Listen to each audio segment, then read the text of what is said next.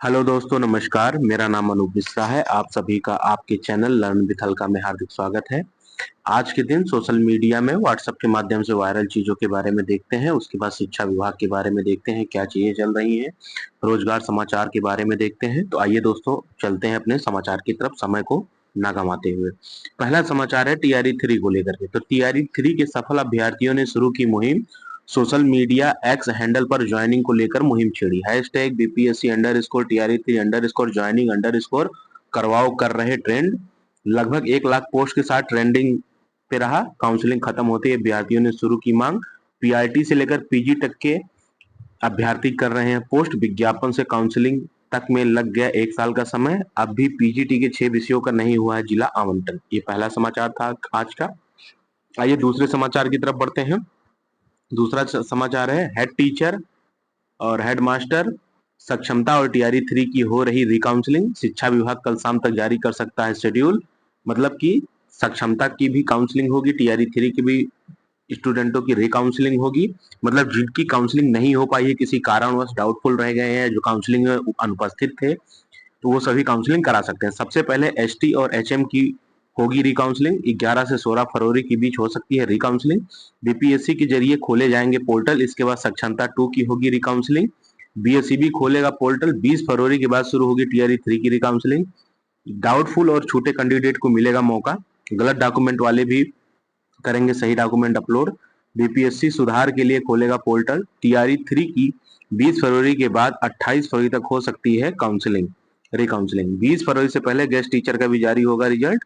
और पीजीटी के 6 विषयों का जिला आवंटन कार्य भी पूरा होगा।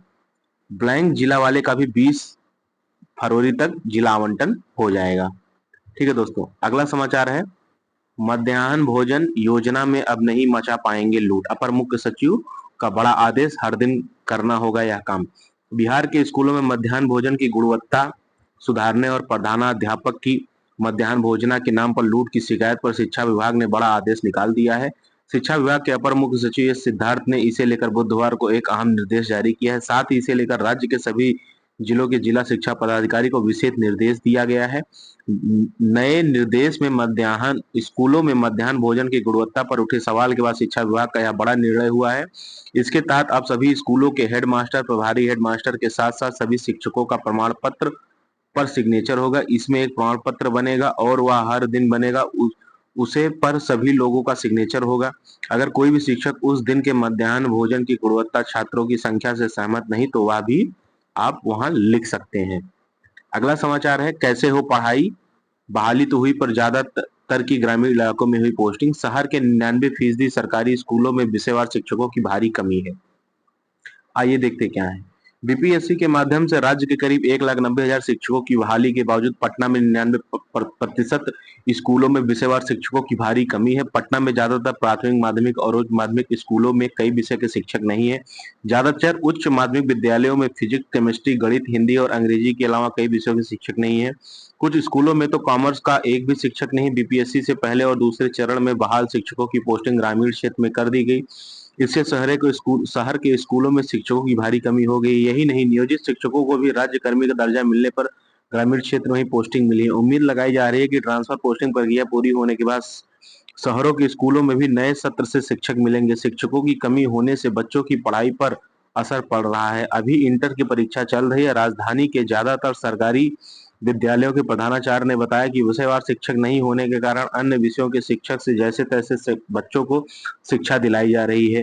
बीएनए कॉलेजिएट स्कूल की प्रिंसिपल विजया लक्ष्मी रानी ने बताया कि 24 में से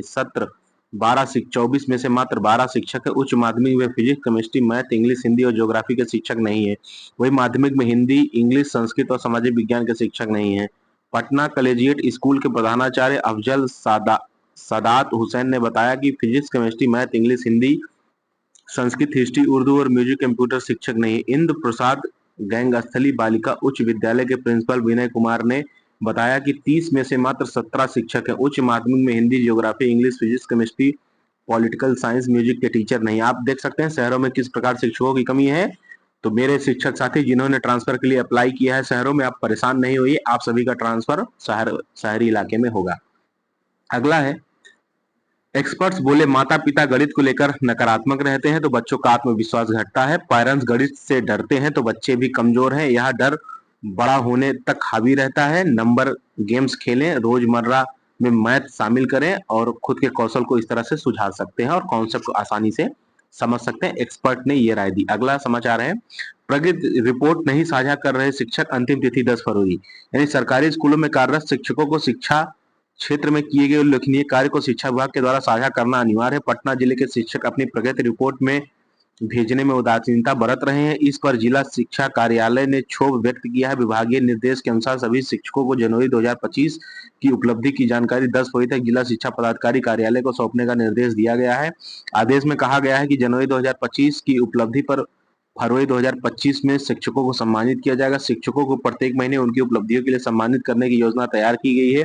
जिन शिक्षकों को सम्मानित किया जाएगा वे अपनी उपलब्धि शिक्षा विभाग के शिक्षा कोष पोर्टल पर अपलोड करेंगे। इसमें शिक्षकों द्वारा किए गए अच्छे कार्यों को फोटो, वीडियो, आंकड़ा आदि अपलोड कराना है। शिक्षक अपनी उपलब्धि स्वयं अपलोड करेंगे। इसके लिए नए जिला शिक्षा पदाधिकारी की ओर से प्रखंड पदाधिकारियों को मार्गदर्शिका भेजी गई है।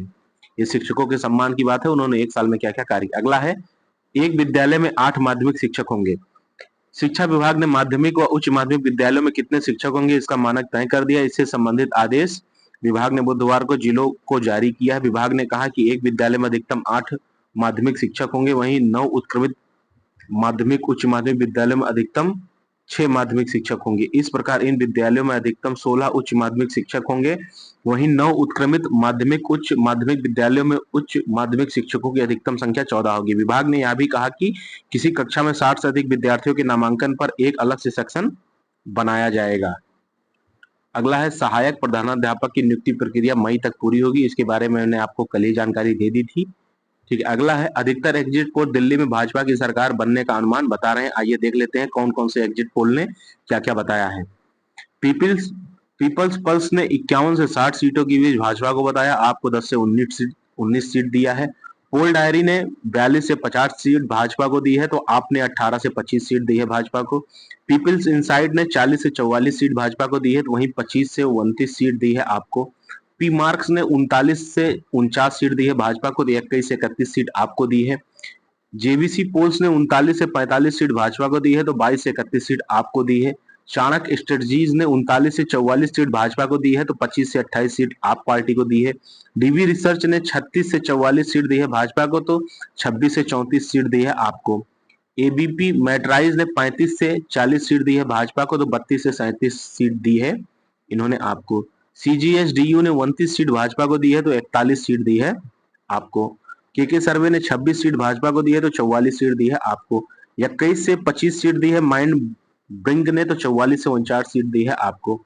विप्रे साइड ने 18 से 23 सीट भाजपा को दी है, तो 46 से लेकर 52 सीट दी है आपको। तो लगभग 1 2 3 4 1 2 3 4 5 6 7 8 9 10 11 12 में से 8 एग्जिट पोल भाजपा को जिता रहे हैं और तो 4 में हरा रहे हैं। वहीं 12 एग्जिट पोल में से 4 एग्जिट पोल में जिता रहे हैं आपको, तो 8 एग्जिट पोल में हरा रहे हैं भाजपा को। इस हिसाब से आप देख सकते हैं 60.445% मतदान दिल्ली में हुआ है दोस्तों। इस प्रकार आज के मुख्य समाचार हो गए। आइए कुछ अन्य समाचारों पर निगाह डाल लेते हैं। जैसे कि आप देख सकते हैं कब से कब तक काउंसलिंग होगी, ये मैंने आप लोगों को बता दिया था। और एक समाचार और है, पायलट प्रोजेक्ट के रूप में जिला के 5 सरकारी विद्यालयों में कक्षा 3 में अध्ययनरत विद्यार्थियों का टैबलेट के माध्यम से ऑनलाइन दैनिक उपस्थिति दर्ज कराने के संबंध में जिला शिक्षा पदाधिकारी पटना, नालंदा, वैशाली, जहानाबाद, सारण एवं भोजपुर को दिया जाएगा। उपयुक्त विषयक प्रासंगिक पत्र का संदर्भ लेना चाहेंगे कि जिसके माध्यम से अवगत कराया जाता है कि इस शिक्षा कोष मोबाइल ऐप के माध्यम से विद्यार्थियों की प्रतिदिन ऑनलाइन उपस्थिति कराने के लिए सभी सरकारी विद्यालयों को टैबलेट उपलब्ध कराने हेतु कार्रवाई की जा रही है। इस क्रम में अंकित करना है कि उपरोक्त वर्णित 6 जिलों में पायलट प्रोजेक्ट के रूप में 5 सरकारी विद्यालयों में कक्षा 3 में अध्ययनरत विद्यार्थियों का टैबलेट के माध्यम से इस शिक्षा कोष पोर्टल पर ऑनलाइन दैनिक उपस्थिति दर्ज कराने तथा उनके मूल्यांकन, अर्धवार्षिक, वार्षिक के परिणाम, अकादमिक सत्र में पूर्ण किए गए पाठ्यक्रम पाठों का विवरण आदि को संधारित करने का निर्णय लिया गया है। इस पायलट प्रोजेक्ट के तहत विद्यार्थियों के ऑनलाइन विद्यार्थी वार उपस्थिति एवं अन्य कार्यों हेतु निम्नलिखित निर्देश दिए जाते हैं। इस पायलट प्रोजेक्ट हेतु बिहार शिक्षा परियोजना परिषद के राज्य स्तरीय कार्यालय द्वारा उपरोक्त वर्णित 6 जिलों को 5-5 टैबलेट प्रत्येक प्रखंड एक-एक उपलब्ध कराए जाएंगे। संबंधित जिला के जिला शिक्षा पदाधिकारी विशेष दूत के माध्यम से 8/2/2025 तक परिषद के राज्य स्तरीय कार्यालय से टैबलेट प्राप्त करना सुनिश्चित करेंगे। पायलट प्रोजेक्ट हेतु 5 सरकारी विद्यालय, 3 मध्य और 2 प्राथमिक विद्यालय का चयन बिहार शिक्षा परियोजना परिषद द्वारा किया जाएगा। संबंधित जिला के जिला शिक्षा पदाधिकारी द्वारा मुख्यालय से प्राप्त टैबलेट को चयनित 5 सरकारी प्रारंभिक विद्यालय, 3 मध्य, 2 प्राथमिक विद्यालय को उपलब्ध कराया जाएगा। विद्यालय स्तर पर यह टैबलेट कक्षा 3 के वर्ग शिक्षक की अभिकक्षा में रहेगा। विद्यार्थियों की उपस्थिति। इन चयनित विद्यालयों के कक्षा 3 के सभी छात्र छात्राओं का विवरण जो इस शिक्षा कोष पोर्टल पर उपलब्ध है के आधार पर कक्षा 3 के वर्ग शिक्षक द्वारा दिनांक 10/2/2025 से प्रतिदिन प्रथम घंटी में ऑनलाइन उपस्थित टैबलेट के माध्यम से दर्ज कराई जाएगी। साथ ही कक्षा 3 के वर्ग शिक्षक प्रतिदिन टैबलेट के माध्यम से एक क्लास का फोटोग्राफ खींचकर जिसमें कक्षा में उपस्थित विद्यार्थी आच्छादित तो इस शिक्षा कोष पर अपलोड करेंगे। चयनित विद्यालयों के कक्षा 3 के अध्ययनरत विद्यार्थियों के अर्धवार्षिक और वार्षिक परीक्षा के परिणाम को वर्ग शिक्षक द्वारा टैबलेट के माध्यम से प्रविष्ट किया जाएगा। पाठ्यक्रम के पूर्णता की स्थिति। चयनित विद्यालयों के कक्षा 3 के वर्ग शिक्षक द्वारा प्रत्येक माह की समाप्ति के उपरांत अकादमिक सत्र में पूर्ण किए गए विषयवार पाठ्यक्रम या पाठों का विवरण अद्यतन किया जाएगा। चयनित विद्यालयों के प्रधानाध्यापक, प्रभारी प्रधानाध्यापक एवं कक्षा 3 के वर्ग शिक्षक द्वारा चेतना सत्र के दौरान टैबलेट के माध्यम प्रतिदिन चेतना सत्र का आगे एवं पीछे से लिया गया एक फोटो इस शिक्षा कोष पोर्टल पर अपलोड किया जाएगा। इस पायलट प्रोजेक्ट के क्रियान्वयन के संबंध में दिनांक 8/2/2025 से अपराह्न 4 बजे से ऑनलाइन प्रशिक्षण का आयोजन किया जाएगा, जिसमें सभी चयनित विद्यालयों के प्रधानाध्यापक, प्रभारी प्रधानाध्यापक और कक्षा 3 के वर्ग शिक्षक तथा संबंधित जिला के जिला शिक्षा पदाधिकारी एवं जिला कार्यक्रम पदाधिकारी ENSS भाग लेंगे। अतएव उपरोक्त के आलोक में तदनुसार कार्रवाई सुनिश्चित कराई जाए। ठीक है दोस्तों, आज के समाचार समाप्त होते हैं। अगर मेरे समाचार के माध्यम से आपको थोड़ा सा भी फायदा हुआ, आपकी कोई काम की जानकारी अगर आपको लगी हो तो आप अपने इस भाई, इस साथी की मदद करें। आप चैनल को सब्सक्राइब करें। इस परिवार का हिस्सा आप भी बने, आपका ही परिवार है। आगे चलकर समय समय पर मैं आपकी बातों को उठाता रहूंगा। आपसे मेरा यही एक विनम्र निवेदन है। प्रोत्साहन के रूप में आप लोग चैनल सब्सक्राइब करें। आप अपने से छोटों को प्यार करें, बड़ों का सम्मान करें, अपना व्यक्तित्व इस प्रकार विकसित करें कि महिलाएं समाज में सुरक्षित, सहज व सम्मानित महसूस करें। जय हिंद, जय भारत, जय बिहार, जय श्री राम।